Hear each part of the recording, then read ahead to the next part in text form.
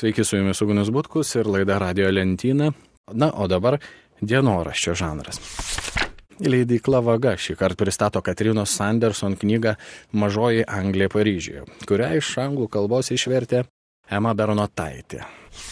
Be abejo, tai laisvalaikio romanas, tačiau jo atsiradimo istorija tiek pat įdomi, kiek ir tai, kokias problemas gvildena rašytoja romane. Kalbėdami apie Mažosios Anglijos Paryžiuje atsiradimą, vėl turime kalbėti apie internetą ir jo nenusakomas galimybes. Tikriausiai kyla klausimas, koks internetas?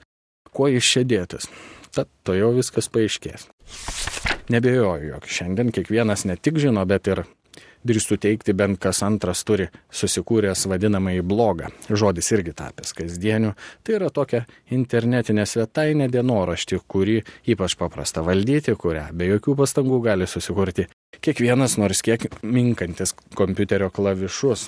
O toje svetainėje dienoraštėje skelbti iš principo viską, ką tik nori. Reikšti savo mintis, publikuoti nuotraukas ir taip toliau. Su ta mintim, jog tai paskaityti ir pamatyti turi galimybę visas pasaulis. Net ir aš, vos tik atsiradus minėtiems blogams, susikūriau savo. Tiesa, iki šiol ten nieko taip ir neparašiau. Tad žinia, ne kiekvienam lemta tapti rašytoju, net ir esant puikiausiams galimybėms publikuoti savo kūrybą. Tačiau minėtai Katrinai Sanderson blogo atsiradimas pakeitė jos gyvenimą. Ir vėlgi, paprasčiausias nuobodulys kaltas dėl tų skandalingų įvykių, palietusių tiek pačią rašytoją, tiek jos darbdavius, tiek gerbėjus. Kai vieną dieną Katrina Sanderson nuo mažens svajojusi gyventi Paryžiuje, pagaliau gavusi sekretorės darbą šiame mieste, vienoje anglų buhalterinėje įmonėje Dixon Wilson, bėgant metams užvaldžius gyvenimo rutinai ir pašlijus santykiams su savo dukters tėvu, atradusi stebuklingas blogų galimybes, pasivadinusi Petit Anglais, prancūziškai tai Maža Anglija, ėmė rašyti savo dienoraštį apie savo gyvenimą. Savo draugą paversdama misterių rūku, o dukrą buožgalviu. Netrukus Petit Anglais blogas tapęs vienu populiariausių pasaulyje, kur norėdami paskaityti, kas nutiko Mažosios Anglijos gyvenime, kasdien apsilankydavo apie 3000 žmonių, pakreipė Sanderson gyvenimą netikėtą linkme. Mat iki tol sėkmingai anonimiškai publikuojantį savo dienoraštį, 2006 m. Liepos mėnesį Sanderson atskleidė savo tapatybę, įdėjo savo nuotrauką į blogą, apie ją parašė Daily Mail, o apie blogą sužinojo Sanderson darbdaviai iš Wilson Dixon kontoros ir jau kitą dieną sekretorė atleido iš darbo.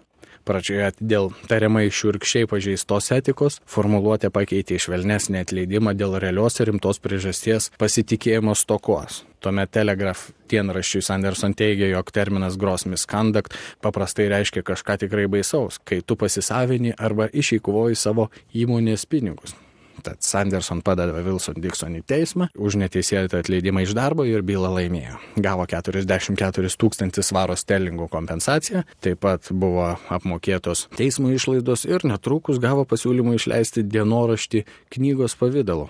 Tad štai mes ir turime Mažąją Angliją Paryžiuje, romaną dienoraštį. Kaip ir viskas.